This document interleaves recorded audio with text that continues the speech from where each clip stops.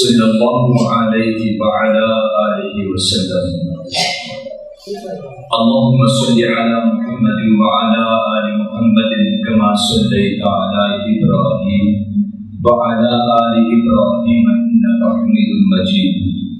اللهم بارك على محمد وعلى آل محمد كما باركت على إبراهيم وعلى آل إبراهيم إنك حميد مجيد۔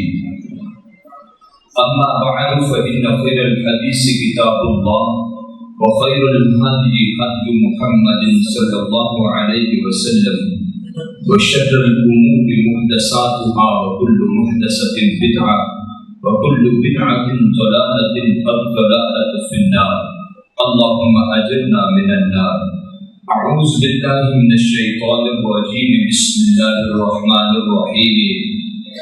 من يعمل سوءا أو يظلم نفسه ثم يستغفر الله يجد الله غفورا رحيما۔ صدق اللہ العظیم۔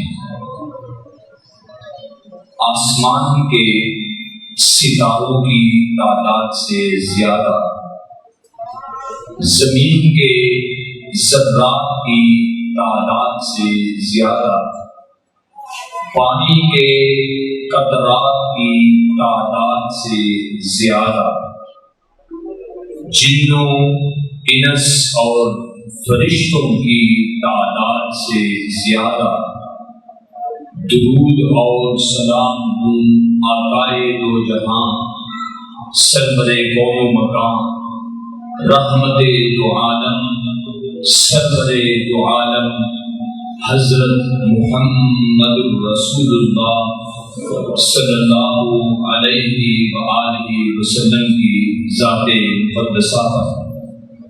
قابل عزت سامعین محترم، تمام مسلمانوں کو آج عید کا دن مبارک ہو۔ نبی پاک صلی اللہ علیہ وآلہ وسلم نے فرمایا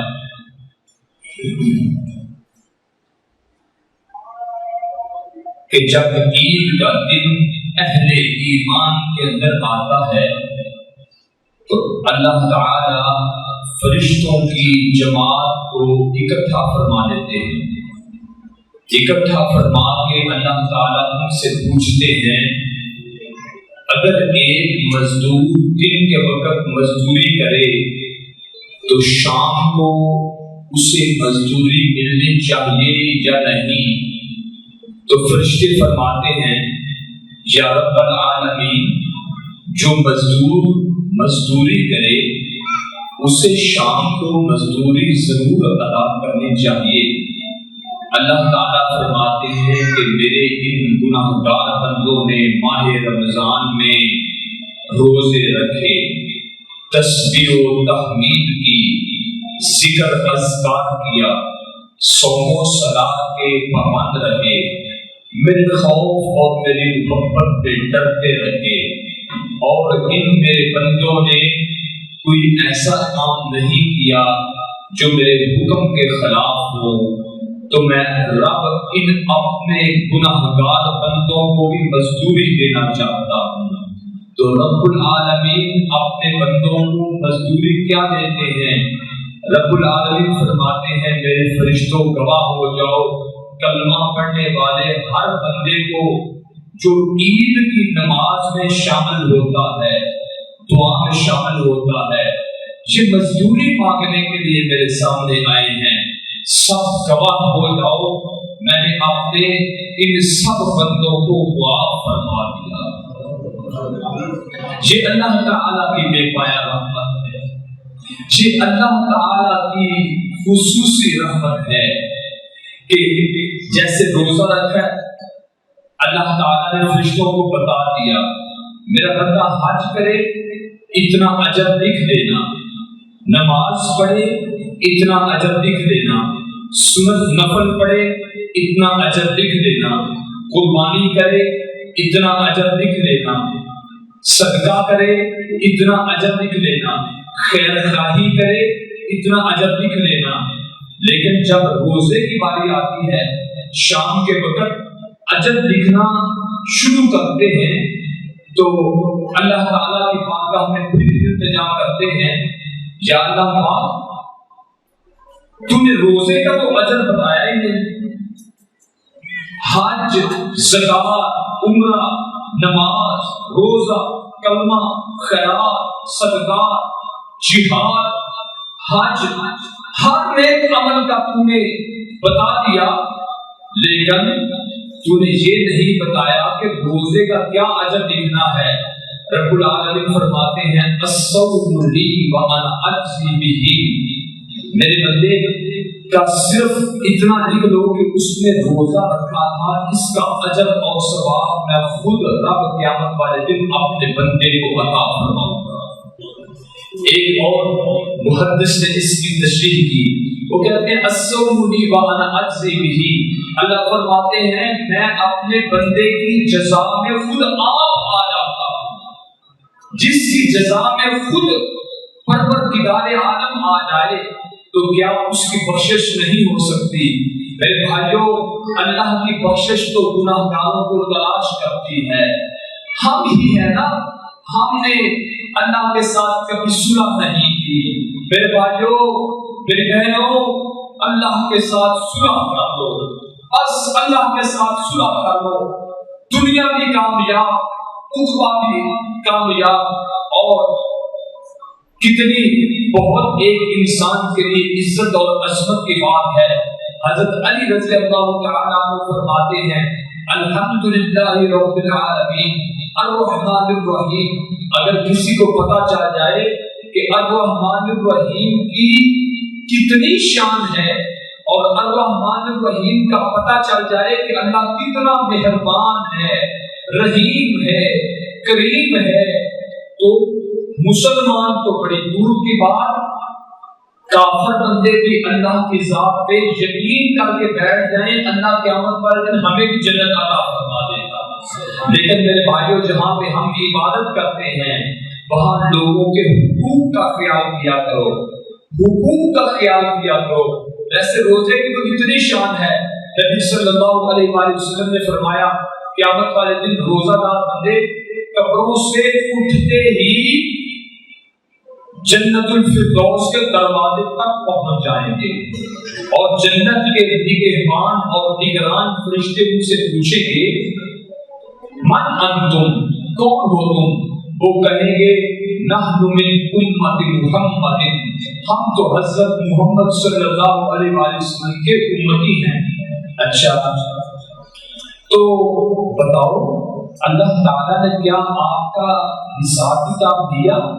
حل رأیتم الحساب، حساب ہو گیا آپ کا؟ نہیں۔ فیقولون لا، ہمیں تو پتہ ہی نہیں حساب کیا ہوتا ہے۔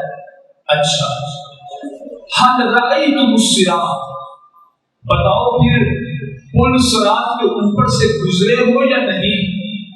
فیقولون لا، وہ کہیں گے کہ نہیں، ہمیں یہ بھی نہیں پتا، ہمارا حساب نہیں ہوا، پل صراط سے گزرے نہیں گزرے، تو پھر قبر سے سیدھا جنت کے دروازے تک کیسے پہنچ گئے؟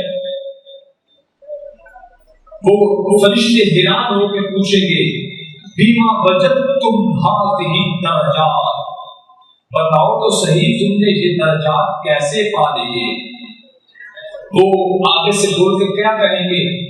نحن عبدنا اللہ سرا فی الدنیا وادخلنا الجنۃ سرا فی الآخرہ، ہم نے دنیا میں ایک پوشیدہ اور چھپی ہوئی نیکی کی تھی، اور اس نیکی کا نام تھا روزہ، یا ہمیں پتا تھا یا ہمارے رب کو پتا تھا، تو آج قبروں سے نکلے ہیں، آج ہمیں پتا ہے یا ہمارے رب کو پتا ہے کہ جس رب نے اپنی قدرت کاملہ کے ساتھ، حکمت بالغہ کے ساتھ، اپنی مشیت خاص کے ساتھ، اپنے جود و سخا کے ساتھ، اپنے رحم اور کرم کے ساتھ ہم سب کو جنت کے دروازوں تک پہنچا دیا۔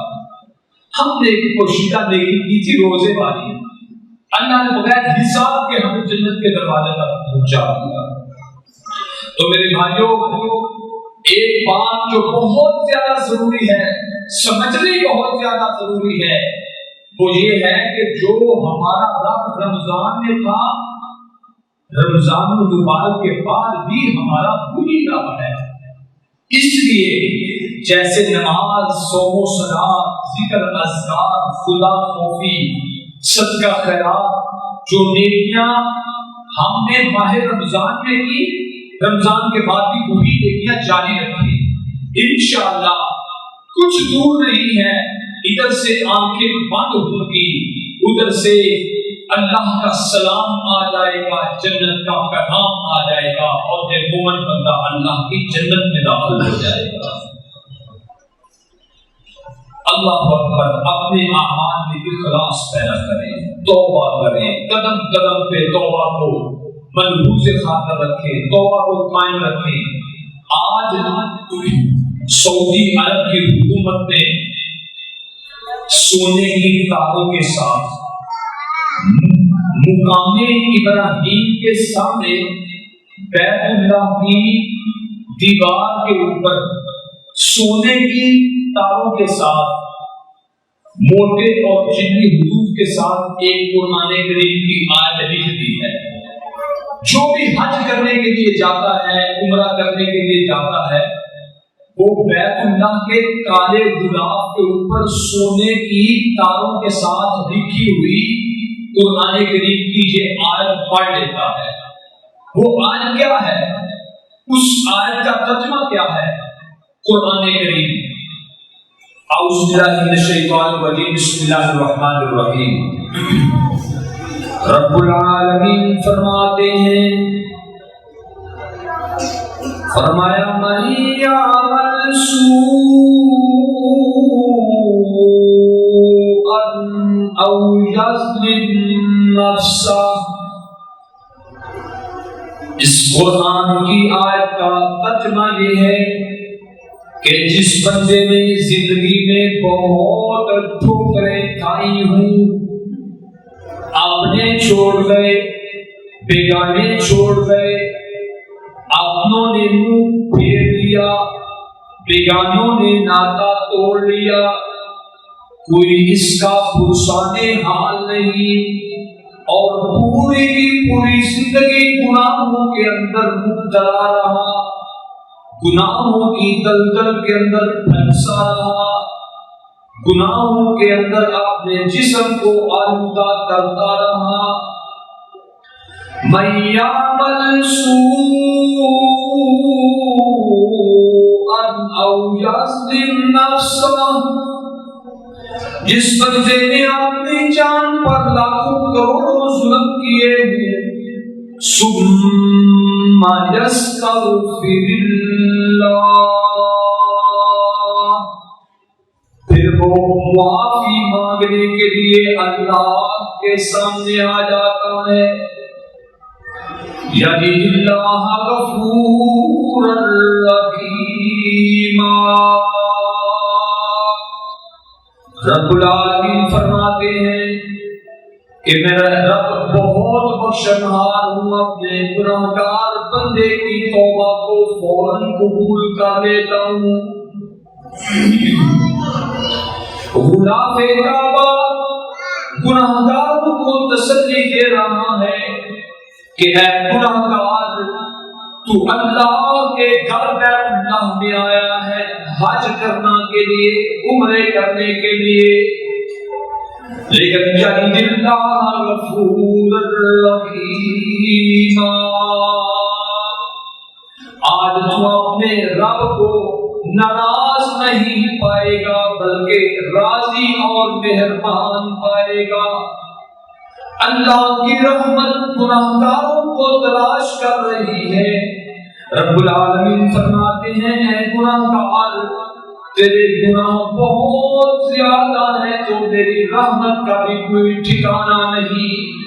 کیا ہوا؟ تیرے گناہوں سے زمین و آسمان کا خلا بھر گیا، لیکن اے میرے گناہگار بندے، میرا تو اپنی عزت، جلالت، شہنشاہی اور بادشاہت، رحمت، محبت اور مودت کی قسم اے میرے گناہگار بندے، تیرے گناہوں سے 10 گنا زیادہ رحمت لے کر میں تیری توبہ کا انتظار کر رہا ہوں۔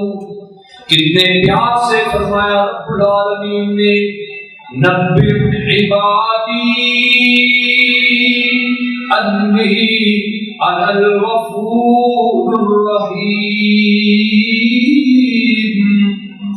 خبر دے دو میرے محمد صلی اللہ علیہ وسلم میرے گناہگار بندوں کو، اگر تمہارے گناہ بہت زیادہ ہیں تو میری رحمت کا بھی کوئی ٹھکانہ نہیں۔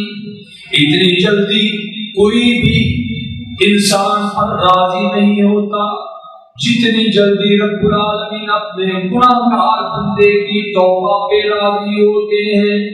رب العالمین فرماتے ہیں اے میرے گناہگار بندے، 100 مرتبہ بھی توبہ کر کے توڑ بیٹھا ہے تو مایوس اور نا امید ہونے کی کوئی بات نہیں، ایک مرتبہ پھر میرے در اقدس پہ آ کے دیکھ، جبینے نیاز جھکا کے دیکھ، میرے حضور طلب کا دامن پھیلا کے دیکھ، ندامت کے اشک بہا کے دیکھ، اور پھر میرے لطف و کرم کو آزما کے دیکھ۔ او میرے گناہگار بندے، تیرے آنے میں تو دیر ہے لیکن میرے راضی ہونے میں دیر نہیں ہوگی۔ آخر میں ایک واقعہ بیان کروں، جنگ احد کا واقعہ ہے، 2 صحابی رسول کا واقعہ، ایمان افروز صحابی رسول، ایک حضرت عبداللہ بن جہش، دوسرے حضرت سعد بن وقاص رضی اللہ تعالیٰ عنہ۔ یہ 2 صحابی جنگ احد میں بیٹھے ہوئے ہیں، تو دونوں نے کہا ہم ایک دوسرے کے لیے دعا کر لیں، جنگ تو ابھی شروع ہونے والی ہے، ہم ایک دوسرے کے لیے دعا کر لیتے ہیں، چلو جی کرو دعا۔ حضرت سعد بن وقاص نے کہا اے ارض و سما کے مالک، اے زمین و آسمان کے مالک، اے جن و انس ملائکہ کے مالک، اے میرے پروردگار عالم، آج میں سعد بن وقاص کا مقابلہ کسی بہت بڑے طاقتور کافر کے ساتھ ہو جائے، میں دیر تک تیری محبت میں اس کے ساتھ لڑتا رہوں، آخر کار میں سعد بن وقاص اس کے اوپر غلبہ پا کر اس کو قتل کر دوں اور غازی بن کر اللہ کا مجاہد بندہ بن کر جنگ احد کے بعد میں گھر واپس خیریت سے اپنے گھر والوں کے پاس پہنچ جاؤں۔ حضرت عبداللہ بن جہش نے فرمایا آمین۔ اب حضرت صاحب نے کہا عبداللہ تو بھی دعا کر، سبحان اللہ۔ حضرت عبداللہ نے اب دعا کرنی شروع کی، کیا کہتے ہیں؟ کہتے ہیں اے ارض و سما کے مالک، اے زمین و آسمان کے مالک، اے پوری کائنات کے بادشاہ، آج میں عبداللہ بھی کہتا ہوں کہ میرا بھی مقابلہ جنگ احد میں ایک بہت بڑے نامور طاقتور ایک کافر کے ساتھ ہو جائے، میں اس کے ساتھ تیری محبت میں دیر تک لڑتا رہوں، آخر کار وہ کافر میرے اوپر غلبہ پالے اور مجھے شہید کر دے۔ حضرت سعد نے کہا آمین۔ حضرت عبداللہ کہتے ہیں ابھی نہیں، ابھی بس نہیں، ابھی میری دعا جاری ہے۔ انہوں نے کہا اور دعا کیا کرتا ہے؟ اس نے کہا یا اللہ پھر مجھے شہید کر کے بس نہ کرے، پھر کیا کرے؟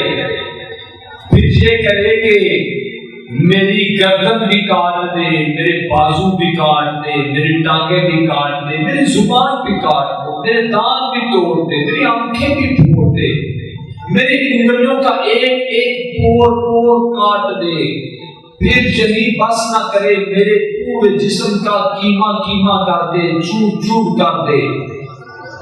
حضرت سعد بن وقاص نے کہا آمین۔ دونوں صحابہ کی خواہش تھی نا، حضرت سعد فرماتے ہیں آمین۔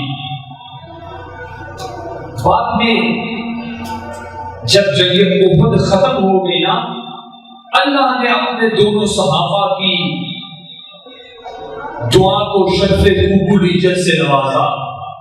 حضرت سعد انہوں نے کئی کافروں کو مارا، قتل کیا، غازی اور مجاہد بن کے گھر واپس آ گئے۔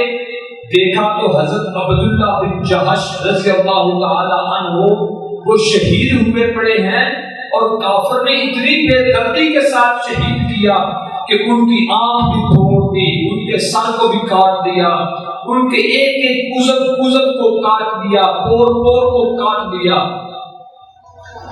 ان کے گھر والے آئے تو انہوں نے کپڑا بچھا کر عبداللہ بن جہش رضی اللہ تعالی عنہ کا گوشت اکٹھا کر کے گٹھڑی باندھ کے سر پہ رکھ کے چلے گئے، اور جا کے اس اللہ کے بندے شہید اللہ کے بندے کو دفنا دیا۔ لیکن جب دعا مانگنے کے بعد حضرت سعد نے کہا، یار تو میرے لیے تو دعا کرواتا رہا، خود بھی دعا کرتا رہا، میں نے تیری دعا پہ آمین کہا، تو نے میری دعا پہ آمین کہا، تو اتنا کیوں کرتا رہا؟ حضرت عبداللہ فرماتے ہیں، سعد میں دنیا تو آنے جانے والی ہے، لاکھوں کروڑوں اربوں خربوں دنیا اس دنیا میں آئی چلی گئی، پھر آئی چلی گئی، میری کچھ تھوڑی سی انفرادیت ہونی چاہیے۔ سب سے پہلے تو یہ ہے کہ جب میں اللہ کی بارگاہ میں پہنچوں تو میری طرف دیکھ کر اللہ مسکرائے۔ سبحان اللہ۔ آپ کتنی دعائیں مانگتے ہیں، یا رکعت کی دے دے، کوٹھی دے دے۔ ایک دعا یہ بھی کر دیا کرو، یا اللہ قیامت والے دن تو ہمیں اپنی مسکراہٹ عطا فرمانا۔ رسول اللہ صلی اللہ علیہ وسلم نے فرمایا، جس کو اللہ اپنی مسکراہٹ عطا فرما دے گا نا، اللہ اس کو بغیر حساب کے جنت عطا فرما دے گا۔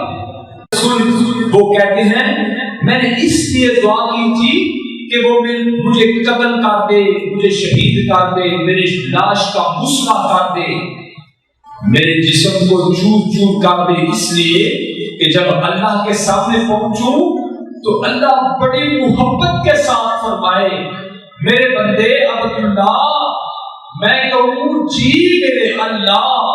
سبحان اللہ۔ اللہ کہے، میرے بندے عبداللہ، میں کہوں جی میرے اللہ۔ اللہ کہے، عبداللہ میں تیرے ساتھ محبت کرتا ہوں۔ میں عبداللہ بھی کہوں، جانا میں تیرے ساتھ محبت کرتا ہوں۔ پھر اللہ کہے، اللہ میرے ساتھ بڑی دیر تک محبت کی بات کرتا رہے، کرتا رہے، کرتا رہے۔ وہ اس طرح کہ اللہ مجھ سے پوچھے، عبداللہ بتا تیرا سر کیوں کٹا؟ میں کہوں، میں ہاتھ اٹھا کے کہوں، یا اللہ تیرے لیے۔ اللہ پوچھے تیری آنکھ کیوں پھوڑی گئی؟ میں کہوں اللہ تیرے لیے۔ اللہ کہے تیرے جسم کا ایک ایک عضو کیوں کاٹا گیا؟ میں کہوں اللہ تیرے لیے۔ اللہ کہے کہ تیرے جسم کو چور چور کیوں کیا گیا؟ میں کہوں اللہ تیرے لیے۔ آج ہمیں بھی اپنی زندگی ایسی گزارنی چاہیے، لاکھوں شرارتیں آئیں، لاکھوں ہماری زندگیوں میں عیدیں آئیں، خوشیاں آئیں، لیکن ہماری نماز ایسی ہونی چاہیے کہ قیامت کو اللہ کہے، بندے تو نماز پڑھتا رہا، میں کہوں یا اللہ تیرے لیے۔ روزہ رکھا تھا، جی اللہ تیرے لیے۔ صدقہ خیرات کیا تھا، جی اللہ تیرے لیے۔ اللہ نے قرآن میں بھی فرمایا، میرے پیغمبر آپ بھی اپنی زبان سے فرما دیں، کل ان صلاتی، اے اللہ میری نماز تیرے لیے، ونسکی میری قربانی تیرے لیے، ومحیایا میرا زندہ رہنا تیرے لیے، ومماتی میرا مر جانا تیرے لیے، للہ رب العالمین، اللہ رب العالمین کے لیے۔ تو میرے بھائیوں، دکھاوے کے عمل نہ کرنا، دکھاوے کے عمل نہ کرنا۔ زندگی بہت مختصر ہے، تھوڑا سا عمل کر لینا لیکن اللہ کی رضا کے لیے کرنا، تھوڑا سا عمل کر لینا لیکن اللہ کی رضا کے لیے کرنا۔ انشاءاللہ زندگی کامیاب ہوگی۔ میری دلی دعا ہے اللہ تعالیٰ میرے سمیت سب بھائیوں بہنوں کو جتنے حاضرین مجلس ہیں بالواسطہ بلا واسطہ اس دعا میں شریک ہیں، اللہ پاک سب کی کامل بخشش فرمائے، اللہ پاک سب کے حال پہ رحم و کرم فرمائے۔ وآخر دعوانا ان الحمد للہ رب العالمین۔